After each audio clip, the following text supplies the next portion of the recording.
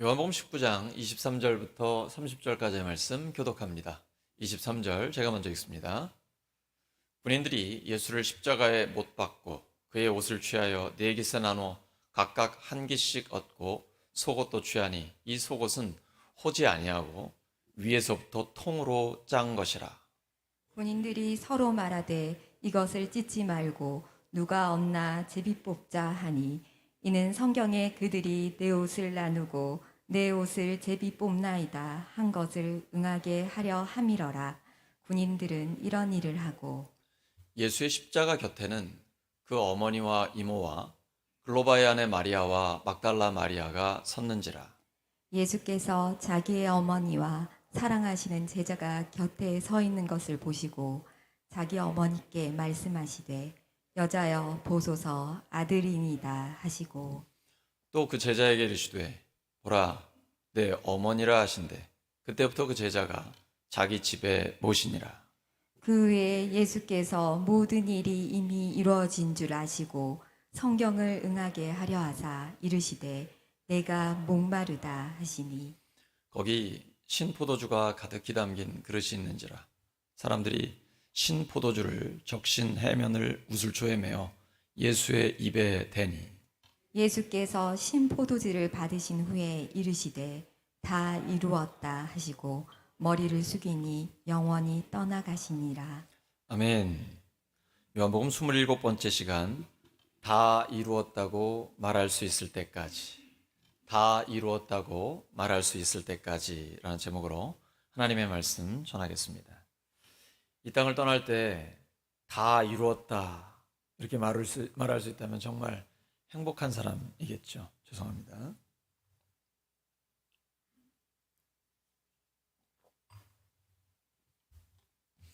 근데 이 땅을 마무리하면서 다 이루었다 이렇게 말을 하려면 뭘 다 이루었는지 삶의 목표가 분명해야 되겠죠.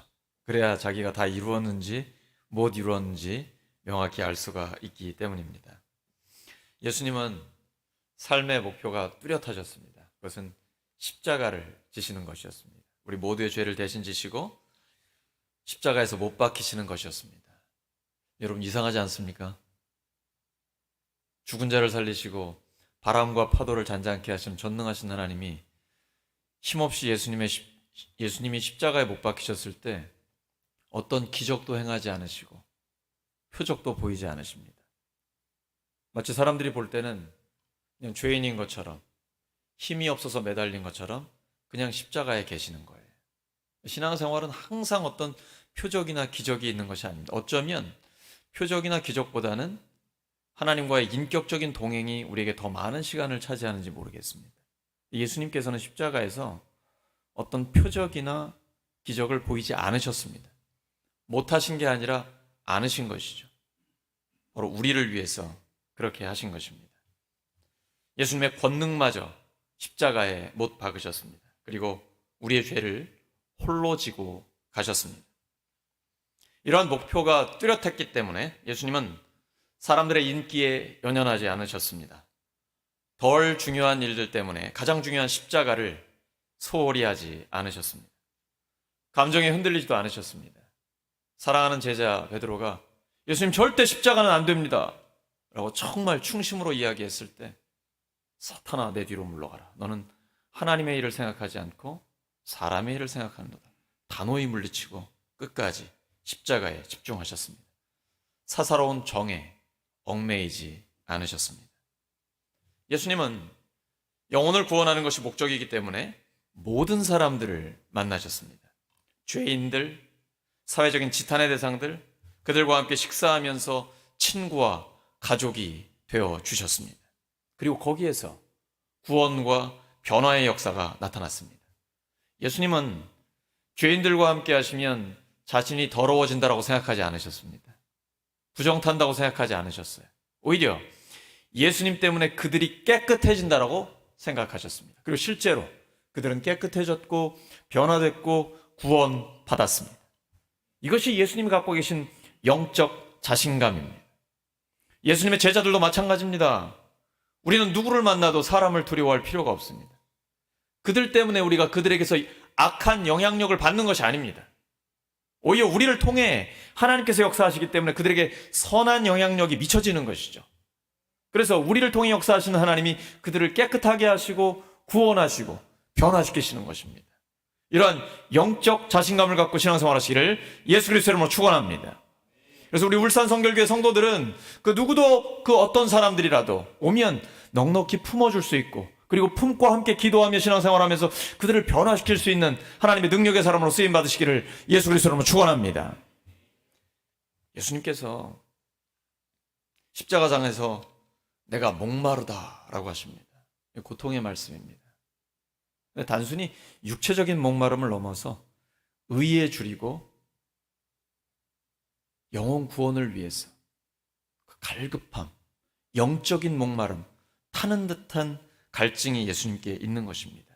예수님의 이 목마름 어떻게 하면 해결할 수 있습니까? 한 가지 방법밖에 없습니다. 무슨 신포도주를 해가지고 예수님께 된다고 해결되는 게 아니에요.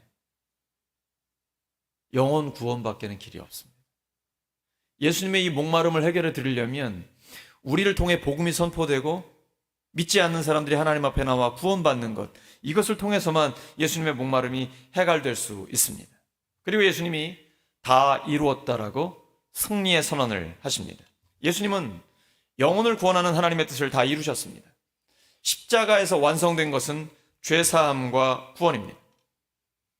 예수님을 믿는 사람들은 예수님처럼 목표를 명확히 알고 그 목표를 가지고 살아가는 사람들입니다. 교회와 가정과 일터와 학교에서 그리스도를 본받아 사는 것입니다. 내가 하는 공부와 일을 통해 하나님께는 영광이고 사람들에게 유익을 주는 것, 이것이 우리의 삶의 목표입니다. 사도 바울은 이렇게 고백하죠. 디모데후서 4장 7절과 8절입니다. 시작. 나는 선한 싸움을 싸우고 나의 달려갈 길을 마치고 믿음을 지켰으니 이제 후로는 나를 위하여 의의 면류관이 예비되어 있으므로. 이 마지막 부분이에요. 인생의 마지막 부분에 나는 선한 싸움을 싸우고 나의 달려갈 길을 마치고 믿음을 지켰다. 그 이후로는 나를 위해 의의 면류관이 예비되어 있다라고 담대하게 고백합니다. 믿음은 선한 싸움이죠. 영적인 전쟁입니다.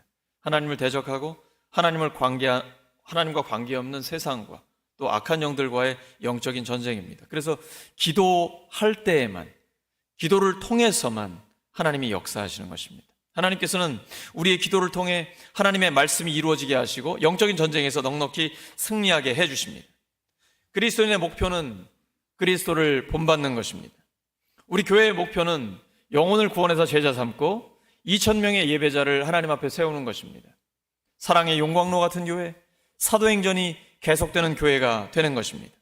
초대교회는 이단과의 영적 전쟁에서 승리했습니다. 진리를 선포하며 전진했습니다. 우리도 마찬가지입니다.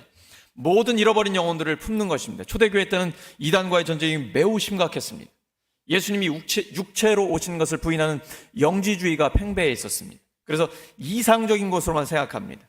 예수님이 육체로 오신 건 그건 너희들이 헛개비를 본 것이다. 사실은 영이었다. 그래서 예수님의 십자가의 고통도 인정하지 않았습니다. 그래서 사도 요한 같은 경우에는 내가 예수님이 그 옆구리에 창이 찔린 것, 그리고 물과 피가 쏟아진 걸 내가 바로 그 현장에서 봤다라고 말하고 있습니다. 요한복음을 통해 예수님의 그 말씀, 내가 목마르다, 다 이루었다, 내가 십자가 곁에서 다 들었다 라고 증언하는 것이 바로 요한복음입니다. 이렇게 영지주의라는 이단과 담대하게 대적하고 또 하나님의 말씀을 기록하면서 승리했던 것이 초대교회입니다. 우리 교회도 마찬가지입니다. 하나님의 말씀과 진리를 선포하고 또 복음에 합당한 삶을 살면서 이단과의 전쟁에서 승리하고 또 이단에 빠졌다가 돌아온 사람들을 우리가 품고 그들을 변화시키는 것, 이것 또한 우리의 사명입니다. 우리 교회가 지금 계속해서 새 가족이 늘어나고 있어서 너무나 감사를 드립니다. 근데 제가 한편으로는 마음이 아파요. 우리 교회 성도들 중에 잃어버린 영혼들이 있습니다. 빨리 찾아야 됩니다. 우리가 기도하면서 하루빨리 그들을 찾아야 됩니다. 왜냐하면 하나님의 뜻은 모든 사람이 구원받는 것이기 때문입니다. 디모데전서 2장 4절입니다. 디모데전서 2장 4절. 하나님은 모든 사람이 구원을 받으며 진리를 아는 데 이르기를 원하시느냐. 예외 없습니다. 저런 사람은 안 돼. 우리가 감당할 수 없어. 너무 불편해, 힘들어, 부담스러워, 두려워, 이런 건 없어요. 하나님은 모든 사람이 구원받는 것을 원하시기 때문입니다. 믿음을 가지고 하나님의 뜻, 하나님이 기뻐하시는 뜻을 가지고 나아갈 때 하나님 우리를 통해 역사하십니다. 하나님이 가장 기뻐하시는 것이 무엇입니까? 영혼이 구원받는 것입니다. 그래서 우리의 삶의 목표는 그리스도를 본받아 살면서 영혼을 구원해 제자를 양육하는 것입니다. 그러면 자연스럽게 예수님을 닮아가게 되고 우리를 따라오고 하나님 앞에 구원받는 영혼들이 점점 더 많아지게 되어 있습니다. 누가복음 15장 10절입니다. 시작. 내가 너희에게 이르노니 이와 같이 죄인 한 사람이 회개하면 하나님의 사자들 앞에 기쁨이 되느니라. 이게 하나님이 가장 기뻐하시는 일이에요. 잃어버린 영혼이 구원받는 것입니다. 하나님께서 가장 기뻐하시는 일을 하면 나머지 모든 건 하나님이 책임져 주십니다. 먼저 하나님 나라와 하나님의 의를 구하면 나머지 모든 것은 하나님이 책임져 주십니다. 우리가 그리스도인으로서 그리스도를 본받아 살아가고 그리고 영혼을 구원의 제자 삼는 하나님께서 최고로 기뻐하는 일에 집중하면 나머지 모든 것들은 하나님이 책임져 주십니다. 우리가 생각지도 못한 일들이 이루어지게 되고 돕는 사람들을 붙여주시고 하나님께서 뜻하지 않은, 우리가 계획하지 않은 곳에서 탁 일을 열어주시고 뚫어주십니다. 하나님이 형통케 하시는 일이 이렇게 일어나게 되는 것입니다. 예수님이 목적을 분명하게 갖고 살아가셨고 마지막 죽는 그 순간까지 그 목적을 이루셨습니다. 그렇기 때문에 이렇게 목적이 명확한 사람에게는 동역자가 생기게 되어 있습니다. 요한복음 19장 38절과 39절입니다. 시작. 아리마대 사람 요셉은 예수의 제자이나 유대인이 두려워 그것을 숨기더니 이 일 후에 빌라도에게 예수의 시체를 가져가기를 구하매 빌라도가 허락하는지라. 이에 가서 예수의 시체를 가져가니라. 일찍이 예수께 밤에 찾아왔던 니고데모도 몰약과 침향 섞은 것을 100리트라쯤 가지고 온지라. 아리마대 요셉과 디모데는 직업이 사내들인 공회의 회원입니다. 오늘날로 말하면 국회의원인데 거기보다 더 권한을 갖고 있어요. 왜냐하면 국회의원은 입법권밖에 없지만 입법권과 사법권, 그리고 성전에 들어갈 때는 다 성전 세금을 내야 되는데 그 세겔이라는 동전을 주조하는 권한까지 갖고 있어요. 막강한 권력을 갖고 있는데 이스라엘 국민 전체에서 71명밖에 안 됩니다. 거기에 속한 사람이 이 두 사람이에요. 그러니까 평소에는 오늘날로 말하면 그 국회에, 사내들인 공회의 조직 안에 있는 것입니다. 그런데 예수님이 우리 모두를 위해 십자가에 죽으시자 그때 자기의 정체를 드러냅니다. 평소에는 유대인들이 두려워 자기들이 예수님의 제자라는 걸 드러내지 못했었어요. 근데 예수님이 우리를 위해 생명을 내어주시자 그 이후에는 밝히 드러냅니다. 근데 이게 굉장히 위험한 선택입니다. 십자가에 달린 사람은 당시 로마의 식민지 지배를 받고 있었기 때문에 로마에 반하고 아주 심각한 범죄를 저지른 사람이 달려서 죽는 극형이었습니다. 근데 그들의 시신을 수습한다? 가족들도 주저하는 일입니다. 못하는 일이에요. 왜냐하면 같은 사람으로 취급받으면서 자기의 생명도 위태로울 수 있기 때문입니다. 그런데 부와 권력과 명예를 갖고 있는 사내들인 공회의 회원이 예수님의 십자가 뒤에 담대하게 빌라도 총독에게 얘기해서 그 시신을 자기들이 수습하게 됩니다. 그리고 가지고 간 것이 몰약과 침향인데 100리트라라는 건 약 34kg입니다. 이거는 일반인들이 할 수도 없는 것이고 한 사람을 장례치기는 엄청나게 많은 양이에요. 이건 왕의 장례에 해당되는 것입니다. 예수님은 죄수로서 죽임을 당했는데 죽은 뒤에는 왕처럼 묻히셨습니다. 살아계실 때는 머리 둘 곳도 없으셨는데 이 땅에서 하는 동안 전혀 누려보지 못한 호사를 돌아가신 뒤에 누리시게 된 것입니다. 바로 숨겨져 있던 이 두 제자가 예수님이 십자가에서 생명을 내어주시는 것을 목격한 뒤에 자기를 드러냈습니다. 어둠 가운데 빛나는 제자가 된 것입니다. 그리고 예수님이 묻히셨던 그 동굴 또한 귀족의 무덤이었습니다. 여러분, 이게 어떻게 가능했습니까? 그들의 세상적인 권세와 돈이 있었기 때문에 가능한 것입니다. 여러분, 우리가 세상 가운데서 하나님이 복 주시고 형통케 하셔서 부와 권력과 명예를 가졌을 때 그게 이렇게 예수님을 위해 쓰임 받는다면 이 얼마나 가치 있는 일입니까? 얼마나 의미 있는 일입니까? 우리 성도들이, 그리고 우리의 다음 세대들이 믿음의 인물들로 세상 가운데 돈과 명예와 권력과 영향력 있는 하나님의 사람들이 되시길 바랍니다. 그리고 니고데모처럼 아리마대 요셉처럼 하나님 앞에 끝까지 쓰임받게 되기를 예수 그리스도의 이름으로 축원합니다. 돈과 명예와 권력이 나와 내 가족을 위해서만이 아니라 하나님의 영광을 위해 마지막까지 예수님을 높이기 위해 쓰임받는다면 그것처럼 가치 있는 일이 어디 있겠습니까? 이 마음을 하나님이 아시겠죠.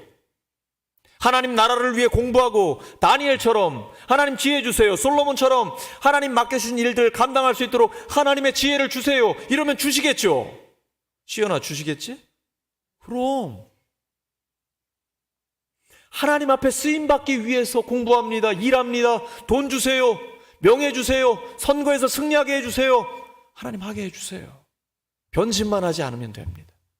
끝까지 기도했던 그 내용대로 하나님 나라를 위해 쓰임받는다면 그것처럼 가치 있는 일은 없는 것입니다. 더 크게 하나님 앞에 쓰임받을 수 있는 것입니다.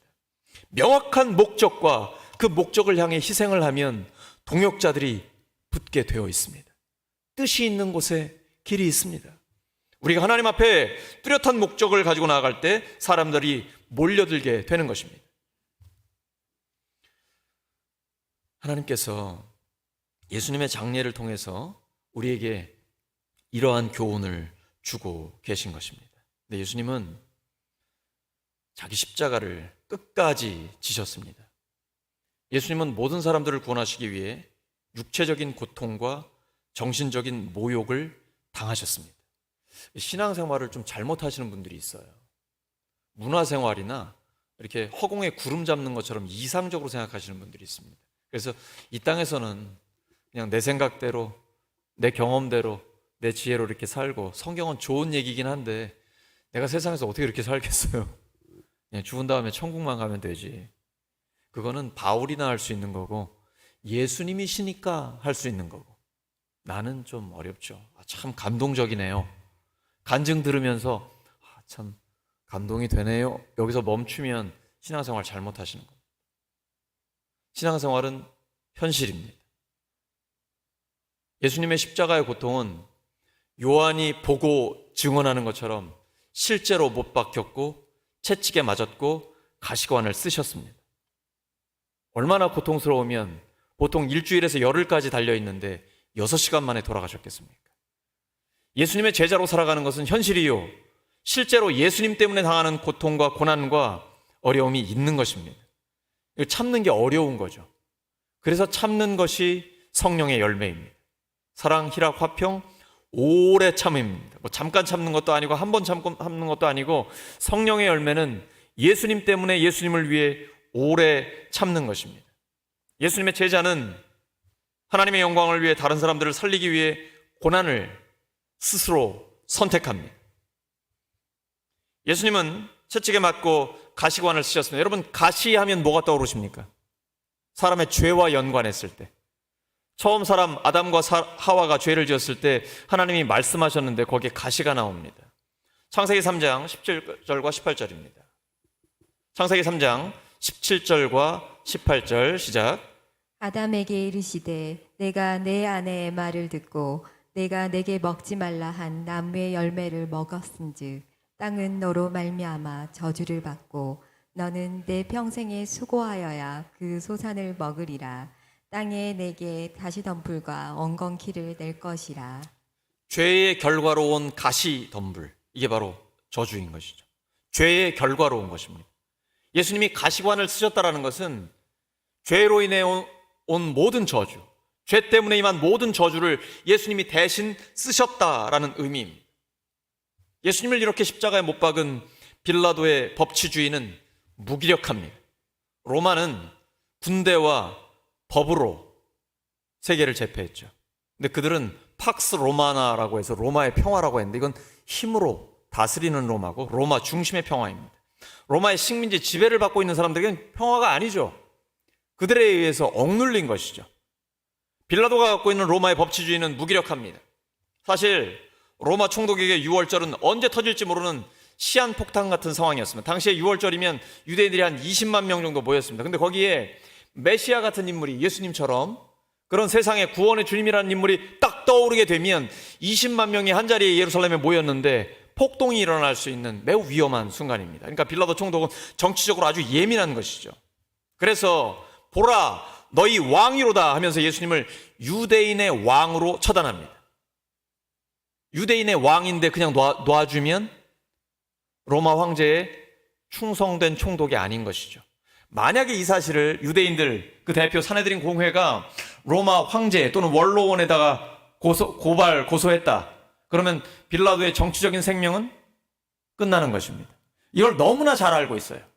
로마의 속주에서 식민지 지배를 하고 있는 빌라도 총독은 이런 예민한 상황인 걸 알고 있었기 때문에 예수님을 그가 죄가 없다는 것을 알고 있으면서도 유대인의 왕이라고 하고 처단한 것입니다. 여러분, 그런데 빌라도는요, 이 예수는 유대인의 왕이다라고 얘기했더니 유대인들의 대표인 대제사장들은 아닙니다. 우리에게 왕은 가이사밖에 없습니다라고 얘기합니다. 가이사가 누굽니까? 로마 황제입니다. 유대인들을 식민지 지배하고 있는 민족의 원수입니다. 이게 어떻게 된 일입니까?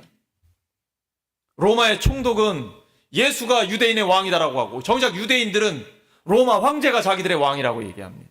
이 대제사장들은 로마에 빌붙어서 자기들의 유익만을 위해 정치적인 입지만을 지키기 위해 살아가고 있는 것입니다. 철저히 모순된 것이죠. 십자가는 우리의 모순들이 모인 결정판입니다. 예수님은 이 모든 죄악을 십자가로 해결하셨습니다.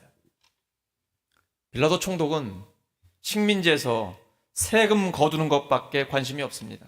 백성들의 슬픔에는 전혀 관심이 없어요. 예수님 세금 걷어서 무슨 왕궁을 유지하고 군대를 이끌어가는 이게 예수님의 목적이 아니고 그런 왕이 아니세요. 예수님은 백성들의 아픔과 슬픔, 눈물을 닦아주시는 왕이었습니다.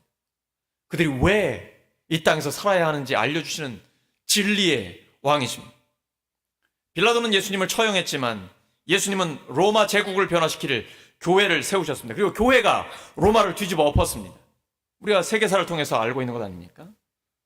군대로 압제하던 로마 제국은 예수님의 섬김과 희생의 사랑 앞에 무너지고 말았습니다. 로마가 찌른 것은 예수님의 옆구리일 뿐 예수님이 가져오시는 하나님의 나라는 찌를 수 없습니다. 예수님은 폭력의 희생자가 되어 폭력을 이기셨습니다. 그것을 통해 폭력에 쓸데없다는 것을 증명해 주셨습니다. 예수님은 고난의 잔을 마시고 부활로 완전한 승리를 이루셨습니다. 근데 여러분, 왜 예수님을 십자가에 못 박아야 할까요? 돌로 쳐서 죽일 수도 있지 않습니까? 십자가에 못 박는 유대인들의 이유가 있습니다. 신명기에 기록되어 있습니다. 나무에 달린 자는 하나님께 저주받은 자라는 것입니다. 그리고 예수님께서 십자가상에서 하셨던 말씀 중에 엘리 엘리 라마 사박다니가 있죠. 나의 하나님 나의 하나님 어찌하여 나를 버리셨나이까. 유대인들은요 그 말을 저자 예수는 하나님께 저주받은 자다, 그래서 저렇게 고백하는 거다, 이렇게 해석했습니다. 여러분, 똑같은 성경을 정반대로 해석하는 것입니다. 예수님은 우리가 버림받아야 되는데, 죄 때문에 우리가 저주받고 심판받아야 되는데 대신 받고 계신 것이거든요. 근데 유대인들은 봐라, 나무 십자가에 달려있다, 하나님께 버림받았다라고 하면서 예수님이 바로 하나님께 저주받은 자라고 그렇게 하기 위해서 나무 십자가에 못 박은 것입니다. 예수님은 우리를 대신하여 심판받으신 것인데 말입니다. 이런 예수님의 십자가 곁에 끝까지 함께한 사람들이 있습니다. 본문에 보시면 5명이 나오죠. 4명의 여인들과 예수님의 사랑하시는 제자입니다. 하나도 안 놀라시잖아요. 그때 당시는 철저히 남성 중심 사회입니다. 참 죄송한 말씀이지만 여자는 숫자에 넣지도 않았습니다. 근데 여러분, 성경에는요 여자의 이름을 4명이나 기록하고, 그리고 남자 제자는 이름도 안 밝혀요. 우리가 볼 때 신학자들이 요한으로 봅니다. 저자로 보는데 굉장히 파격적인 거예요. 이 성경의 정신은 뭐냐면 사람을 차별하지 않는 거예요. 세상과는 완전히 다른 것입니다. 빈부귀천, 남녀노소 관계없어요. 하나님 앞에서는 모두 다 존귀한 하나님의 사람. 그걸 아주 극명하게 지금 밝히면서 보여주는 있는 거예요. 여자들이 증인이다. 이거는 증언의 효과가 없어요. 법적인 효과가 없는 거예요. 근데 성경에는 명시하고 있습니다. 4명의 여인들이 끝까지 예수님의 십자가를 지켰다라는 것입니다. 근데 그 당시에 십자가를 지는 사람 동정하는 것, 로마의 권위에 도전하는 것입니다. 자기 생명도 위태로 줄 수 있어요. 그러나 그들은 끝까지 예수님과 함께 했습니다. 예수님 믿으면 만사형통하고 병 낫고 세상에서 떵떵거리고 잘 사는데 이러면 신나게 우리가 예수님을 따라갈 수 있습니다. 예수님을 정말 따른다는 것은 십자가까지 가는 것입니다. 그걸 지금 4명의 여제자들과 사랑하시는 예수님의 사랑하는 그 제자가 보여주고 있습니다. 진정한 믿음의 훈련은 십자가를 지는 것입니다. 예수님 말씀하셨죠. 아무든지 나를 따라오려거든 자기를 부인하고 날마다 자기 십자가를 지고 나를 따를 것이니라. 예수님을 가장 사랑하는 사람이 어떤 사람입니까? 예수님이 계신 곳에 함께하는 사람입니다. 예수님 교회와 함께 하십니다. 두셋이 내 이름으로 모인 곳에 나도 너희와 함께 한다고 말씀하셨습니다. 교회 안에 항상 머무르는 사람입니다. 몸이 편찮아서 교회에 못 오시는 경우가 있죠. 그럴 때는 기도로 교회에 가는 것입니다. 이 사람이 예수님을 가장 사랑하는 사람입니다. 까맣게 잊어버리고 몸도 안 오고 기도도 안 하고 물질도 안 오고 아무것도 안 하는 사람은 말로 뭐라고 하든 그것은 진정으로 예수님 사랑하는 것 아닙니다.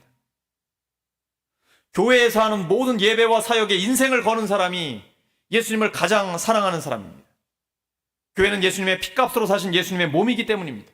우리는 그 몸의 지체에 생명을 주고 예수님의 생명을 주고 교회를 이루셨기 때문에 온 우주의 하나님의 관심의 초점은 교회에 있습니다.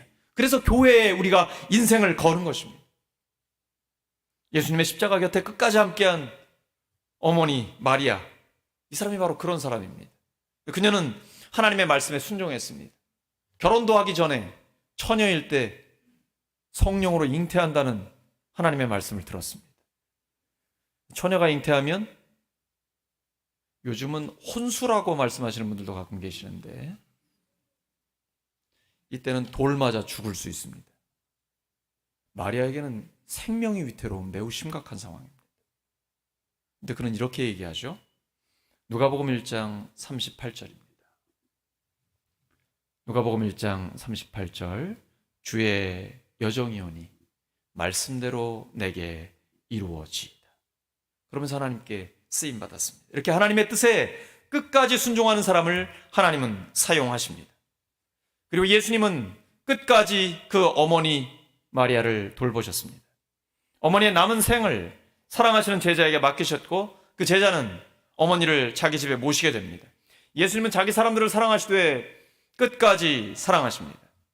예수님은 십자가에 달린 채로 어머니와 요한을 아들과 어머니로 연결시켜 주십니다. 여기 중요한 의미가 있죠. 효심을 넘어서는 것입니다. 예수님께서 하나님의 뜻대로 행하는 자가 내 형제요, 자매요, 모친이라고 말씀하셨습니다. 근데 이 십자가 앞에서 혈연 가족을 넘어 영적인 가족, 하나님의 가족이 이루어지고 있는 것입니다. 여러분 궁금하지 않으십니까? 예수님 동생들이 있으셨잖아요. 근데 왜 예수님은 어머니 마리아를 동생들이나 이모나 이렇게 혈연 가족들에게 맡기지 않으셨을까요? 우리 목장의 목원들하고 어떠셔요? 저는 형이 서울에 있거든요. 그러니까 뭐 1년에 한두 번 보기 어려워요. 근데 교회 식구들은 날마다 보죠. 우리 목원들 매일 기도하고 적어도 일주일에 한두 번 몇 번씩 보죠. 사실 혈연 식구보다 훨씬 더 가깝고 대화도 많이 하고 통하는 게 많지 않습니까? 믿음이 통하면 얼마나 깊은 교제가 가능한지 우리 잘 알고 있습니다. 그게 바로 목장이고 목원 식구들과의 관계죠. 예수님 그걸 아시는 거죠. 사랑하시는 제자에게 어머니를 맡기신 거예요. 그리고 그 제자는 그 즉시로 순종합니다. 즉각적인 순종. 하나님의 말씀을 따를 때에 하나님의 뜻이 이루어지고 우리를 통해 하나님의 역사가 나타나게 되는 것입니다. 우리는 참된 제자로서 십자가까지 나아가야 하고, 그리고 예수님 대신 이제는 이 땅에서 제자로서의 삶을 살아야 합니다. 예수님은 십자가를 다 지시고 다 이루었다 말씀하시며 운명하십니다. 우리 제자들도 다 이루었다고 말할 때까지 오직 전진하는 것이 제자의 삶입니다. 다 이루었다는 헬라어로 테텔레스타입니다. 이건 성취하다, 완수하다라는 뜻입니다. 하나님께서 아들에게 맡기신 사명을 완수했다. 하나님께서 주신 그 하나님의 말씀을 다 성취했다. 이런 의미입니다. 세상 죄를 지고 가는 어린 양의 사명을 완수했다라는 뜻입니다. 오늘 말씀 정리합니다. 그리스도인의 삶에는 분명한 목표가 있습니다. 예수 그리스도를 본받는 것입니다. 영혼을 구원해 제자 삼는 것입니다. 예수님의 십자가 곁에는 끝까지 함께한 제자들이 있었습니다. 믿음은 십자가까지 함께 가는 것입니다. 예수님은 끝까지 어머니를 돌보셨습니다. 십자가는 우리를 하나님의 가족으로 살게 합니다. 다 이루었다고 말할 때까지 그리스도를 본받아 전진하는 우리 모두가 되기를 예수 그리스도의 이름으로 축원합니다. 함께 기도합니다. 아버지 하나님, 예수 그리스도를 통해 저희들에게 분명한 삶의 목표를 주셔서 감사합니다. 예수 그리스도를 본받고 영혼을 구원해 제자를 삼는 그 일을 끝까지 감당하게 하여 주시옵소서. 예수님의 십자가 곁에 끝까지 함께했던 제자들처럼 저희들도 믿음으로 자기 십자가를 지고 끝까지 주님을 따르기를 원합니다. 예수님께서 끝까지 어머니를 돌보신 것처럼 십자가와 부활의 복음을 품은 저희들이 하나님의 가족으로 살게 해 주시옵소서. 주님을 본받아 다 이루었다라고 말할 때까지 전진 또 전진하는 제자의 삶을 살게 해 주시옵소서. 예수 그리스도의 이름으로 기도드립니다.